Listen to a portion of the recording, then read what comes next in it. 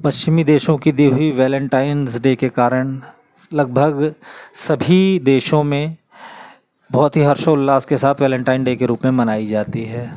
पर दोस्तों, हम भारतीयों को ये नहीं भूलना चाहिए कि 14 फरवरी वो दिन है जिसकी याद, एक बहुत बुरी याद हमारे साथ जुड़ी है, और वो है पुलवामा हमला।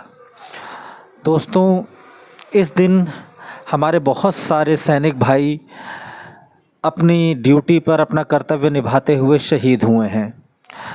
और जो ये ट्रेंड चलाया गया है कि 14 फरवरी को पुलवामा शहीदों के लिए मनाया जाएगा, ये वस्तुतः बहुत ही ज़्यादा उचित है, क्योंकि एक साथ इतने सारे जवानों की शहादत वाकई में दिल को झकझोर देने वाली है।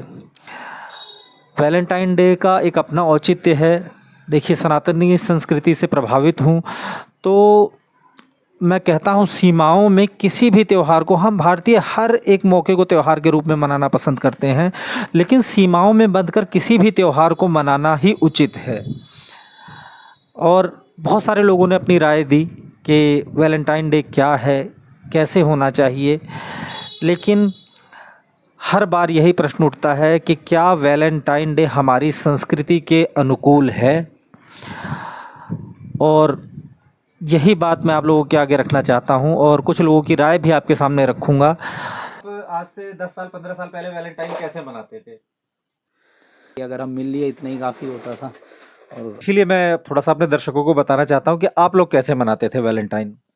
हाँ, ये तो है। हमारे टाइम पे हम हाथ भी पकड़ लेते थे ना, तो हमारे लिए मतलब एक इमेजिंग होता था कि भाई हमने हाथ भी पकड़ा है ना, तो हमारे लिए मतलब ठीक है। हम हाथ पकड़ के अगर रोड पे भी चल रहे हैं तो हम लोग खुद शर्मा जाते थे कि कोई हमें देख रहा है कि भाई हमने हाथ पकड़ के चल रहे हैं। लेकिन आजकल का टाइम तो बस तो कुछ क्यों, नई यूथ में हमारे भी तो बच्चे हैं, क्या हम उनको कंट्रोल नहीं करना चाहेंगे?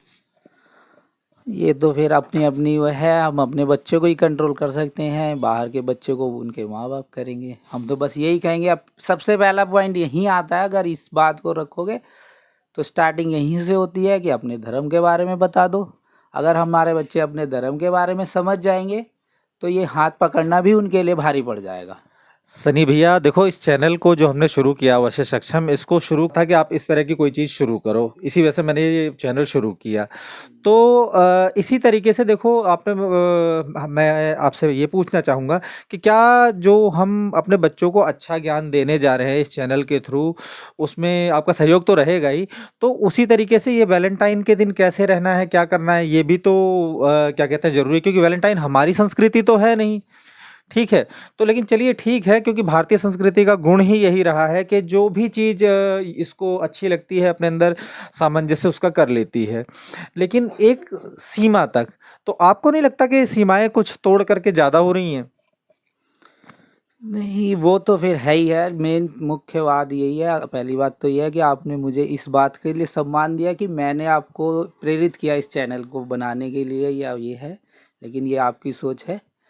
लेकिन मेन चीज़ है वैलेंटाइन डे को लेके। वैलेंटाइन डे एक्चुअली क्या है, जो पुराने समय से जो चीज़ चलती आ रही है ना, उसको हटाना बहुत मुश्किल है, लेकिन इम्पॉसिबल नहीं है। तो वो धीरे धीरे हटाओगे तो बहुत अच्छा है। अगर आप सोचो धीरे समझाओगे कि हमारी संस्कृति जो कि हमने कभी अपने बच्चों को बताई नहीं है, अगर सिखाना है जो हमारे माँ बाप शायद हमें नहीं सिखा पाए। तो मैंने ये नहीं कह रहा कि हमारे माँ बाप गलत थे, शायद वो अपनी रोज़मर्रा की ज़िंदगी में इतने उलझे पड़े थे, शायद उन्होंने हमें नहीं बताया।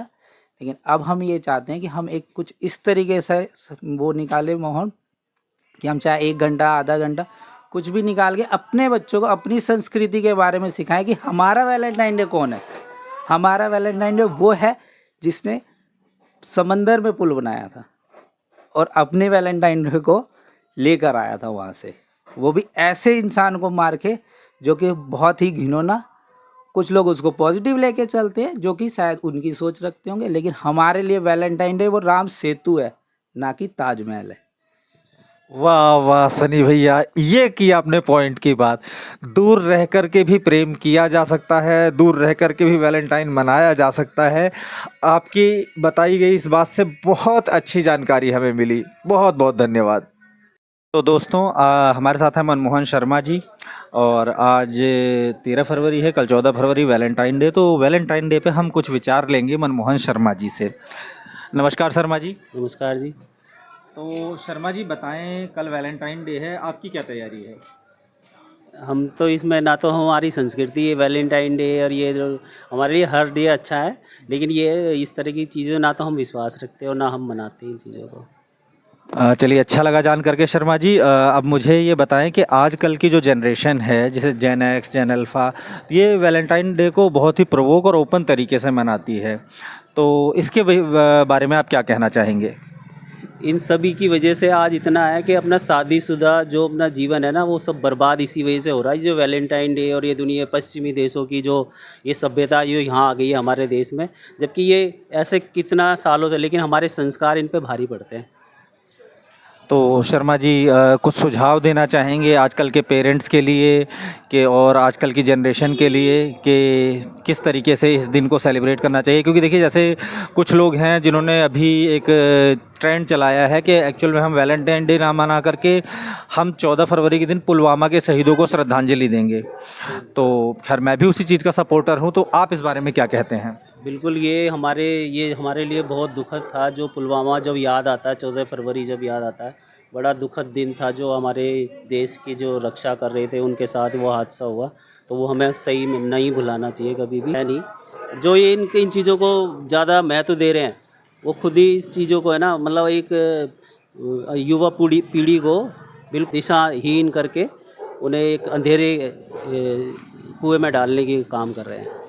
ठीक है। और अगर देखिए, जस्ट लाइक अभी हमारे एक शर्मा जी थे, उन्होंने बताया हमें कि वैलेंटाइन डे अगर मनाना ही है तो जैसा कि हमारी संस्कृति में प्रेम की जो भावना है, जैसे राधा और कृष्ण का प्रेम जो दूर रह कर के भी प्रसिद्ध है। इसके अलावा भगवान राम और सीता का प्रेम, जिन्होंने अपनी वैलेंटाइन के लिए एक समुद्र पर पुल बांध दिया और माता सीता को लंका से लेकर के आए। इस विषय में आप क्या कहेंगे? ये भाई, वो तो भगवान है, उनके मतलब उसी के बताए हुए मार्ग पर हिंदुस्तान चल रहा है। तो ये तो सब जग जाहिर है कि क्या चीज़ें कि अपने जब कुछ चीज़ें मर्यादा से बाहर होती हैं, तो उसके लिए हिंदुस्तान का जो व्यक्ति है, जो भी है, जो संस्कार है, कहीं भी किसी भी सीमा के पार जा सकते हैं। जैसे लंका पे चढ़ाई करके वो चीज़ें, वो ये सब बताने की ज़रूरत नहीं है, हर इंसान जानता है। बहुत बहुत धन्यवाद शर्मा जी, आपको अपना विचार देने के लिए। और बहुत ही दुखद इस दिन को याद करके मैं अपनी भाव विभोर श्रद्धांजलि अर्पित करूंगा हमारे देश के उन शहीदों को, जिन्होंने इस दिन अपने प्राणों का सर्वोच्च बलिदान दिया था। बहुत बहुत धन्यवाद।